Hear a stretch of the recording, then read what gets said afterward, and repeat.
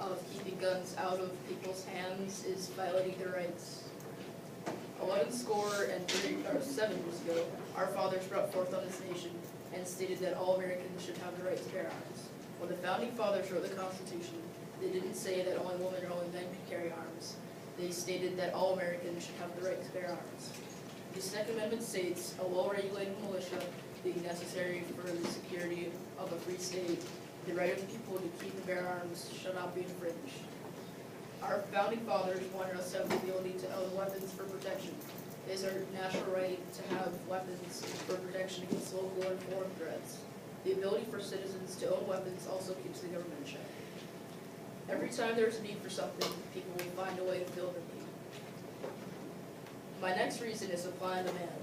An example of this is the whole bootlegging scene in the 1920s. On January 17, 1920, the 18th Amendment took effect. This outlawed alcohol, which caused bootlegging, which is transporting alcohol legally. There's a black market for alcohol, which got people who participated in it rich. This could happen again if we outlawed guns. If we outlawed guns, this would just render citizens helpless against criminals who have guns. My third reason is guns aren't the problem, people are. Guns don't kill people, people kill people.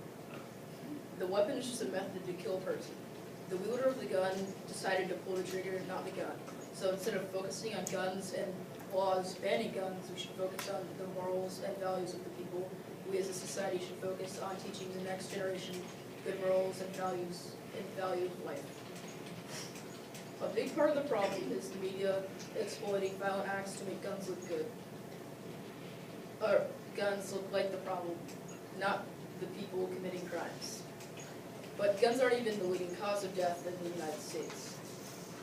The leading causes are heart disease, which kills about 600,000 people a year, and cancer, which kills about 550,000 people a year. Why wouldn't you want to focus more on the things that kill more people than something that doesn't?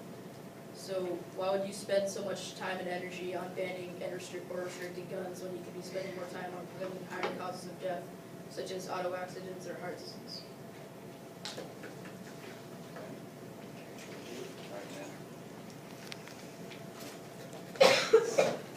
Okay. When you brought up your point about the Second Amendment, we are not trying to take away your freedom, but you have to put this in mind. Guns were originally made for killing and harming other life forms. For instance, if you think that owning a gun is the same as owning a car, the car's rightful purpose wasn't for killing someone. It was made for helping with transportation. After hours of research, we have found many points to express why guns need to be halted. To start it off, on average, 268 people are shot by guns a day.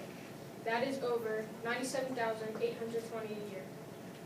Guns promote violence, and we found that a gun in a home is 22 times more likely to be used to kill or injure in a domestic homicide or a suicide than to be used for self-defense. Guns are used to kill things. They are not made for helping out in daily life, except for the fact that people hunt with guns. Our major problem with guns is that children are interested in violence and want to play with guns. This is a negative because if a child gets a hand on a gun, it can cause someone to get seriously injured.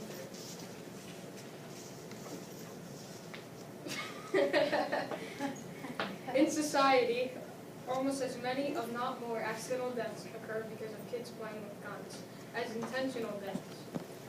This is because most families in the South do not lock up their guns, and many kids own them. That's the parents' fault for not locking up their gun. They should have more security. That would prevent the children getting guns. You're saying that's the parents' fault for the kids not having the guns? For getting access to guns. Yeah, but that would be the parents' fault for the kids getting injured. Yeah, it's part of their fault. Another reason why we believe that guns are wrong is because in Canada, they have really strict gun laws, and predominantly the only gun you can have is a type of handgun. So we found that Canada's, they barely have any crime. They have little crime in their country. Yeah, country. And their crime levels are really low. So in conclusion, guns are a threat to our personal safety and can change our lives with the pull of a trigger. Okay, thank you.